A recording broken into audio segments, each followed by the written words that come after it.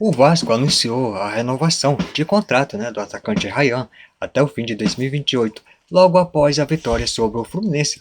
As negociações vinham sendo conduzidas desde julho e resultaram não apenas na extensão do vínculo que antes ia até 2026, mas também em uma valorização salarial significativa, para o jogador. Com o novo acordo, a multa rescisória de Ryan, foi fixada em 80 milhões de euros, cerca de 500 milhões de reais, reforçando a estratégia do clube de proteger uma de suas principais joias.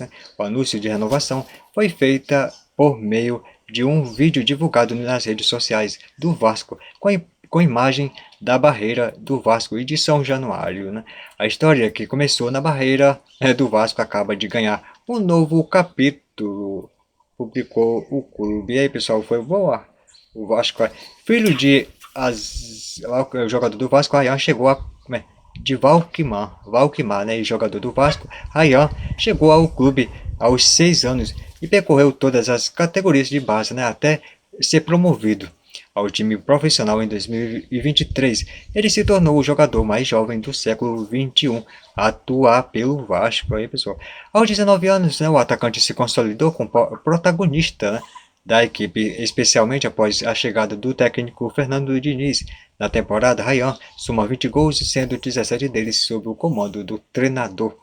Paulo Henrique comenta a sondagem, do exterior e reafirma foco no Vasco. Meu foco é 100% na Copa do Brasil.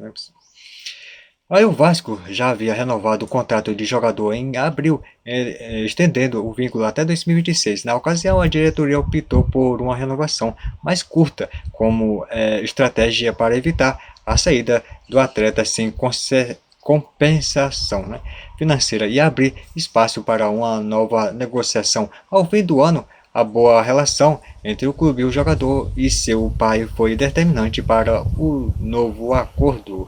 E aí, pessoal, o que vocês acharam, desta renovação e curta também, até do finalzinho de 2016, do jogador Ryan, do Vasco? Não, esperei, o Vasco anunciou a renovação de contrato do atacante Ryan até o fim de 2028, pessoal? A CBF iniciou discussões para o Campeonato Brasileiro 2016. Uma delas é o debate sobre o número de rebaixado para a Série B, do Brasileirão. Será que tem time com medo de cair, pessoal? O Internacional e Bragantino, por exemplo, desejam reduzir de 4 para 3 clubes. No entanto, a entidade ainda não bateu o martelo sobre o tema e ainda quer escutar os clubes que disputar a segunda divisão, já que terão consequências. A informação é do UOL, pessoal? De acordo com o argumento dos clubes, já um percentual, de 20% de quem os times que caem ficam sob a estabilidade, esportiva e financeira. Além disso, entende que torna o ambiente competitivo mais arriscado para projetos de médio e longo prazo. Não está desde 2006, pessoal? Porque não continua assim mesmo, A CBF considera que os clubes da segunda divisão seriam diretamente afetados e, por isso, devem participar da construção da proposta antes de qualquer decisão avance. A discussão ainda está em estágio inicial, mas já provoca movimentação nos bastidores do futebol brasileiro. Junto a isso, a entidade e os clubes também debatem sobre outros temas, como o número de estrangeiro por time, o mais polêmico, gramado sintético. Além disso, a confederação trocou uma vaga da Libertadores para a Copa do Brasil e a partir de 2026. E aí, pessoal, o que vocês acham? Será que é medo, pessoal, dos times cair, hein? Porque 3, tá bom com 4 meses, pessoal? Eu prefiro o quarto time mesmo, que desça para a segunda divisão. Como é o normal, pessoal? Não quero que mude o. E aí, o que vocês acham disso? Hein? O Flamengo disputa neste sábado às 14 horas, horário de Brasília, no Catar, a semifinal do Intercontinental 2025 contra o Pirâmides, do Egito. O duelo vale vaga na decisão e marca mais um capítulo da sólida relação rubro-negra, né? Com o futebol africano, o Pirâmides, um dos clubes mais estruturados do Egito e emergente no cenário continental, chega como adversários de alto nível. A partida promete exigências máximas. O retrospecto do Flamengo diante de equipes africanas acrescenta ainda mais expectativa ao duelo, né?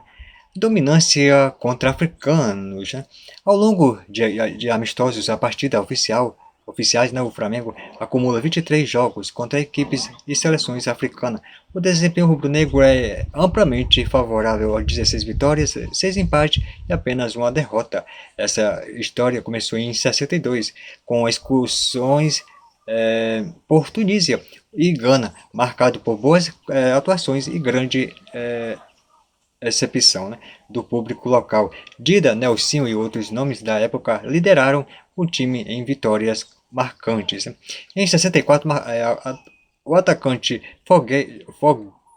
Foguete se destacou ao marcar 4 gols em 3 partidas realizadas na Costa do Marfim e em Gana. Ao longo das décadas seguintes, o rubro-negro enfrentou adversários em Marrocos, Costa do Marfim, Zaire, atual Congo, né, Líbia, Gabão, Angola, Argélia, África do Sul e mais recente do Egito. A única derrota registrada foi para a seleção da Líbia em 85, ano que o Ricardo nasceu, né, pessoal? É um ano que muita gente nasceu nesse ano. Entre os triunfos mais lembrados está a vitória por 4-2 sobre o Al-Ahly na disputa do terceiro lugar do Mundial de Clubes de 2022. Até então, o rubro-negro encontrou com um representante egípcio. Agora, o duelo é com o Pirâmides. Devolve ao Flamengo um adversário do país africano em um cenário de alta pressão. Uma semifinal intercontinental que pode recolocar o rubro-negro em uma decisão mundial contra o país Saint-Germain.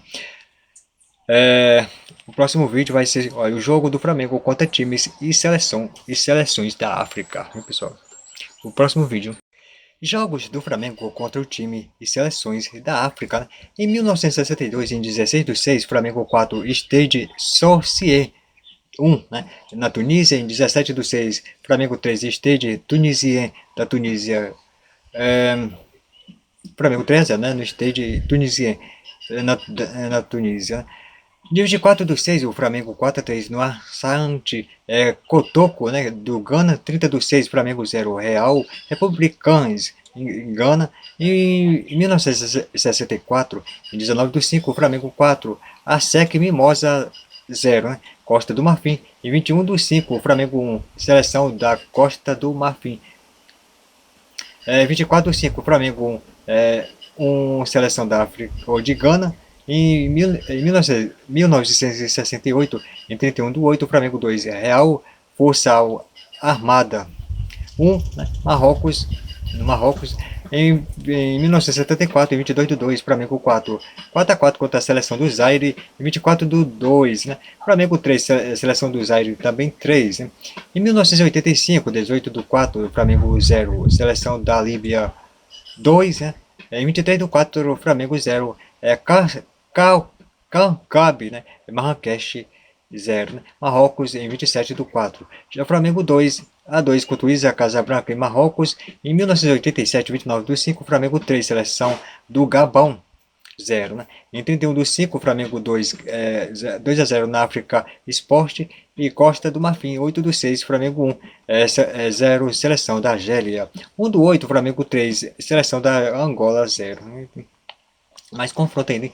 Aí em 1992, 1/8, Flamengo 4, 4-2 no Jomo Cosmo, África do Sul. Em 2/8, Flamengo 2-0 no Amazulo, na África do Sul. Em 6/8, Flamengo 4, Bloemfontein 0, Celtic, África do Sul, né? Em 1993, 8/8, né, Flamengo 1, Esperance 0 da Tunísia. E em 2023, Mundial, né? 2022. 2022, 11/2, né, Flamengo 4-2 no Al-Ahly do Egito. Em 2025, Super Mundial, 16/6, Flamengo 2, Esperance 0 da Tunísia, o clube da Tunísia. E aí, pessoal, o que é que vocês acham? E hoje contra o Pirâmides, né, pessoal? Qual será o placar? Uma das grandes incógnitas, né, do Internacional para 2016 envolve a comissão técnica. Afinal, Abel Braga optou por voltar à aposentadoria após salvar o Colorado do rebaixamento para a Série B, assumindo apenas um cargo do departamento do futebol. É, com isso, o time gaúcho ainda tem um treinador para iniciar a próxima temporada, né? Em situação financeira complexa, né, uma das possibilidades avaliadas pelo Clube do Povo envolve a contratação de um técnico que seja sem contrato. Né? Diante disso, a revista, através do quadro de olho no mercado, apresenta 5 nomes que poderiam chegar ao estádio Beira-Rio. O primeiro da lista é Martim Palermo, o ex-centroavante do Boca Juniors, quase evitou o rebaixamento do Fortaleza, mesmo assumindo a equipe com uma pontuação baixa. Como não renovou para a disputa da Série B, em 2016 ele seria uma opção viável para o Colorado, que até já fez uma sondagem. Contudo, ele também tem negociações com o Remo, né, pessoal? Outro argentino que já trabalhou no futebol brasileiro é o que está livre no mercado, é o experiente Ariel Holan. Aos 65 anos, ele teve saída confirmada do Rosário Central nesta semana e poderia voltar ao Brasil para comandar o clube do Povo. Em 2021 ele tem uma passagem pelo Santo, mas sem grande sucesso. Né? Sem grande sucesso. Para completar as opções do mercado, a Argentina está um profissional que já trabalhou no estádio Beira-Rio. Trata-se de Martim Marcelmi. O profissional fazia parte da comissão técnica de Miguel Ângelo Ramírez em 2021, mas depois que deixou o Porto Alegre acabou se consolidando como treinador. Ele está sem clube após deixar o Porto de Portugal. Né?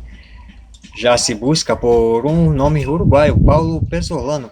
Pode surgir, né, como opção o treinador que que chegou a comandar o Cruzeiro em 2022 e 2023 acabou não permanecendo em Watford, né, clube que disputa a segunda divisão da Inglaterra.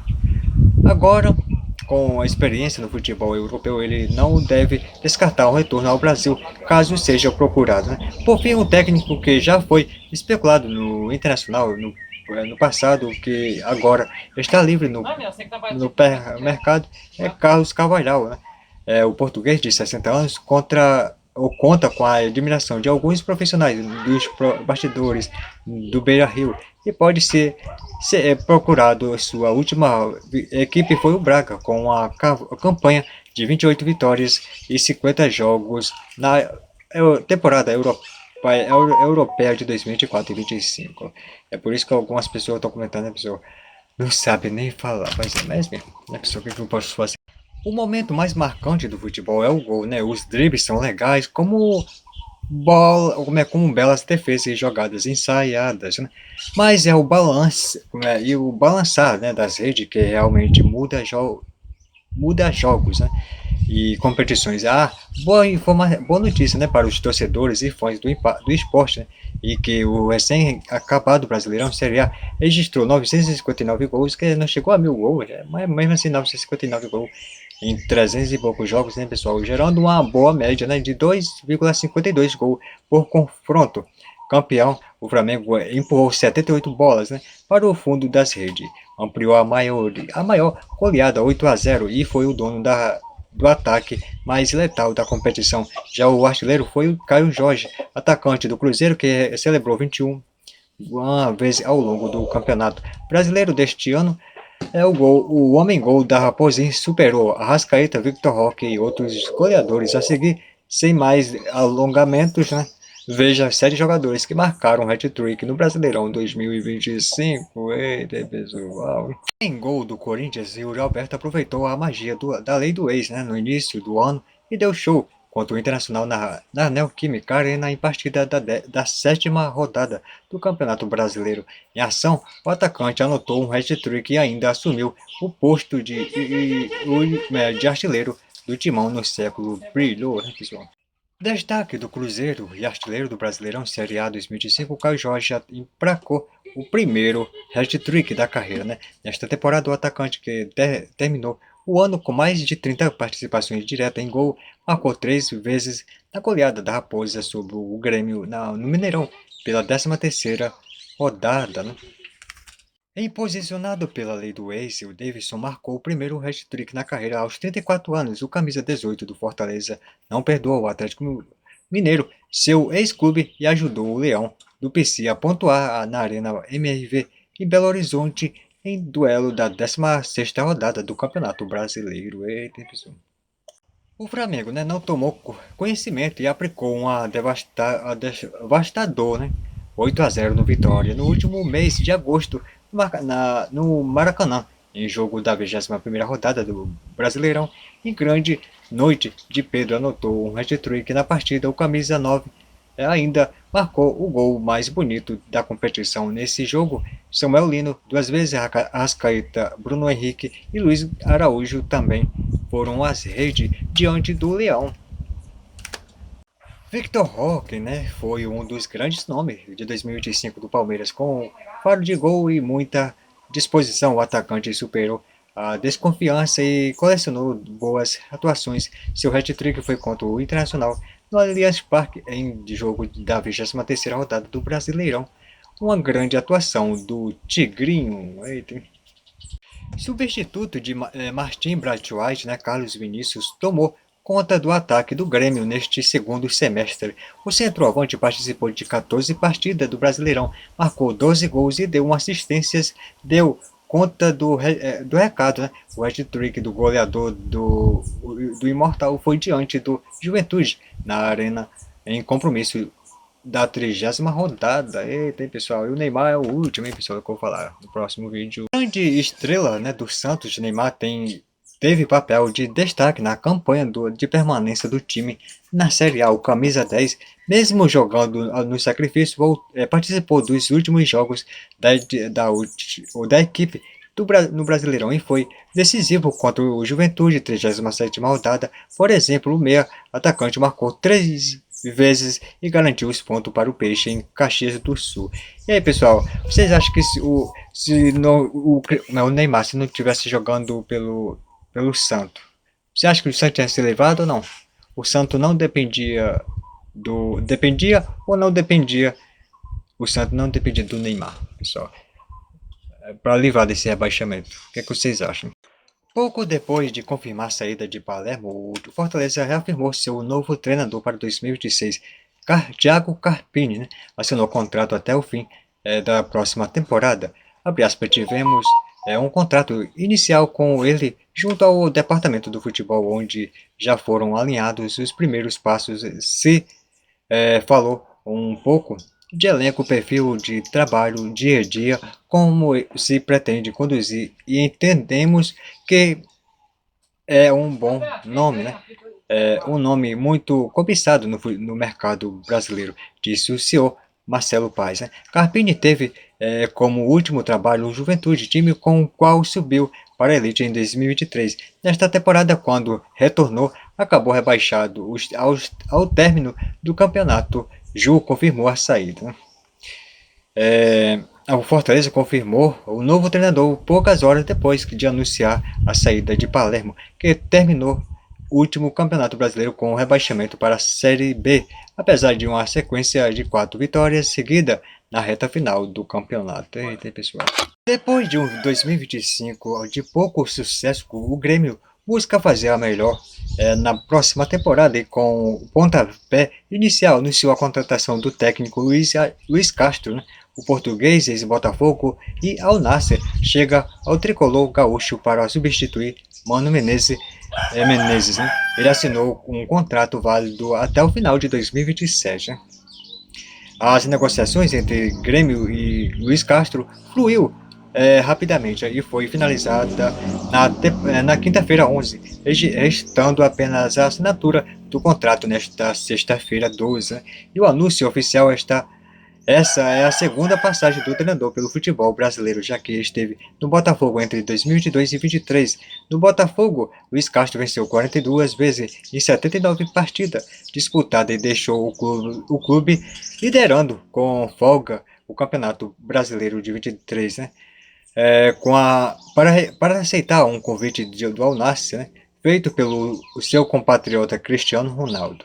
Desde que deixou o Botafogo em 2003 como líder do Campeonato Brasileiro, Luiz Castro passou pelo Al Nassr de Cristiano Ronaldo, mas foi demitido sem títulos, né? Apesar de ter 44 vitórias em 63 jogos. Esse ano foi alvo de Atlético Mineiro, Vasco e Santos, mas não retornou ao Brasil e rumou para um trabalho curto no Al-Ahly, né? Com apenas 14 partidas. Luiz Castro tem 64 anos e começou sua carreira em clubes menores de Portugal. Em seguida, ele comandou Porto, B, Chaves, Vitória de Guimarães, Shakhtar Donetsk e a do Raio, até chegar ao Botafogo. Né? Castro é o segundo técnico europeu da história a assumir, né, o comando do Grêmio. Antes deles, o húngaro Laszlo Szekely, né, havia treinado o tricolor em 31 oportunidades no ano de 1954. E aí, pessoal, gostou do novo treinador? Nem perguntei do outro, do Fortaleza, quando eu fiz o vídeo, né, pessoal?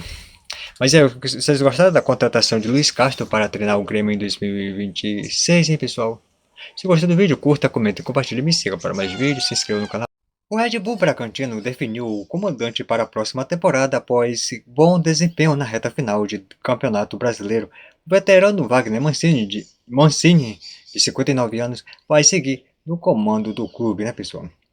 Abre aspas, enxergo uma grande possibilidade em 2016 de realizarmos um grande trabalho e uma estrutura fenomenal em um clube que nos dá todas as condições de trabalho que venha 2016, afirmou Mancini.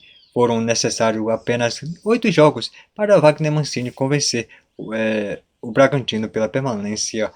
A equipe chegou a estar, né, ameaçada pelo rebaixamento no campeonato ou no Brasileirão, mas reagiu sob o comando do técnico que chegou no fim de setembro. Né?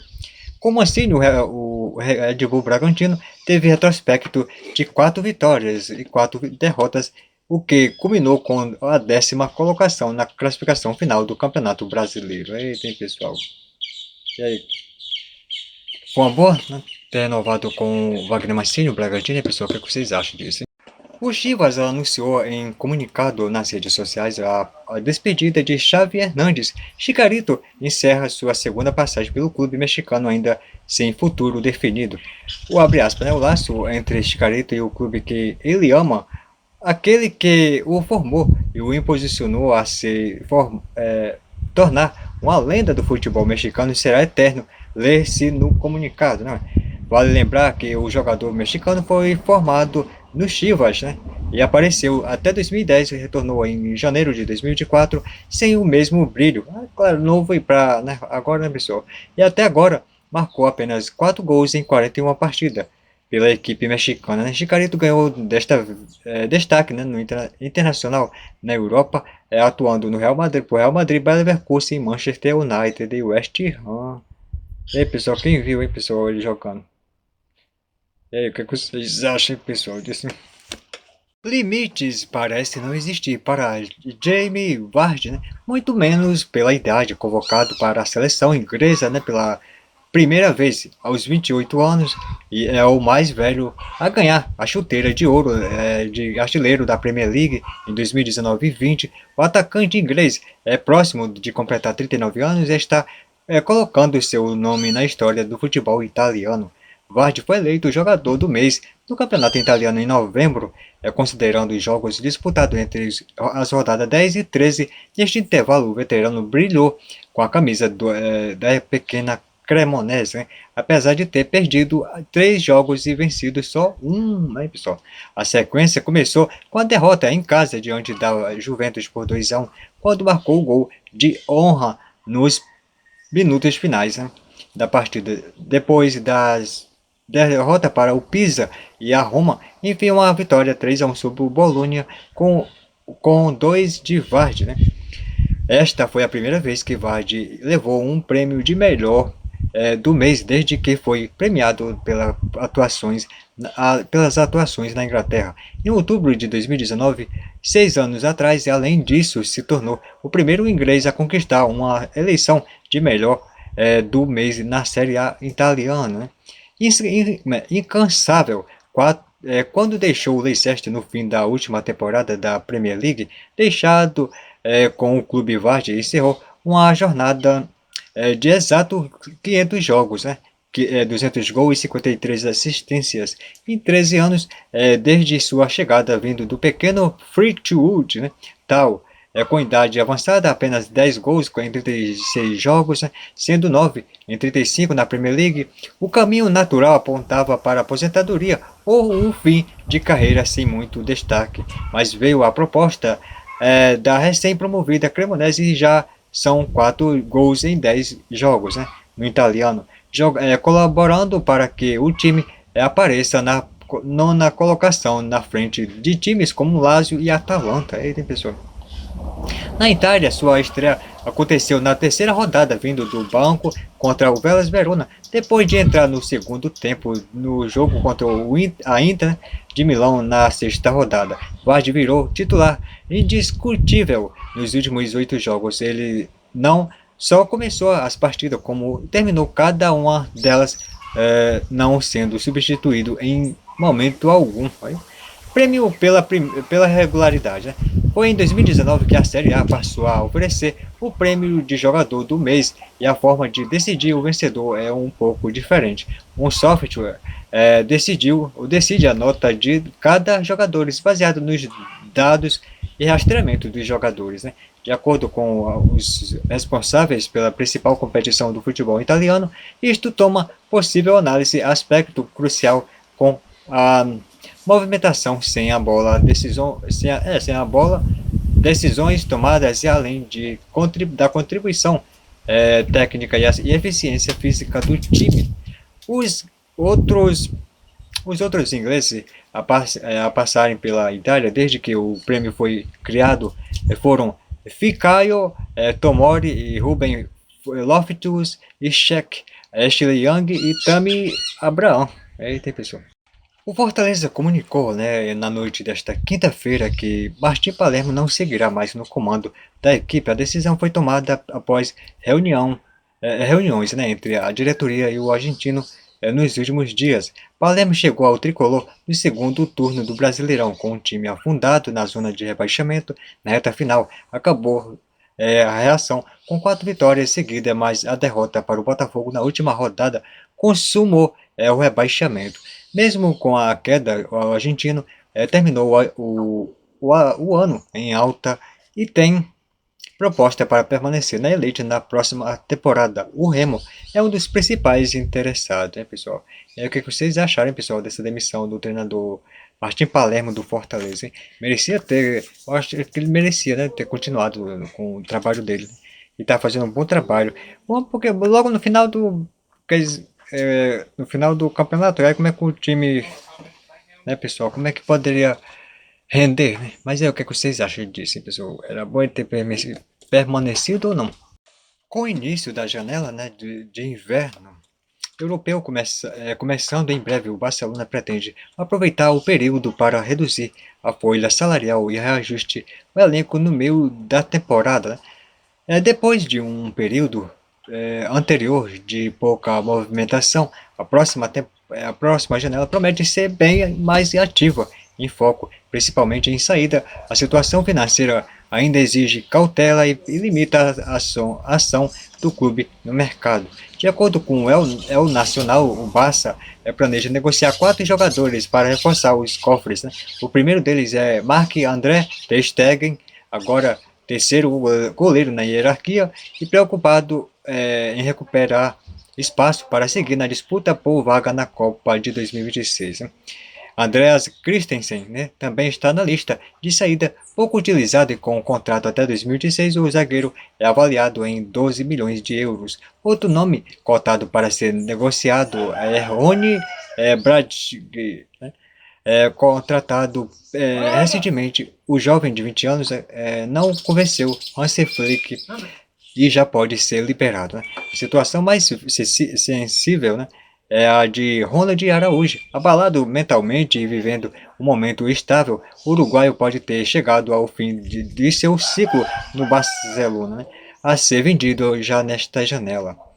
A diretoria liderada por Deco já vê essa venda como essenciais para a viabilidade futuras contratações, entre elas a permanência definitiva de Marcus Rashford e a chegada do zagueiro Marc Guehi, do Crystal Palace, né? Assim, o Barcelona inicia o inverno europeu preparando uma reestruturação profunda no elenco, com salários estratégicos, com saída estratégica para abrir o caminho a novos investimentos. E aí tem pessoal, o que vocês acham disso?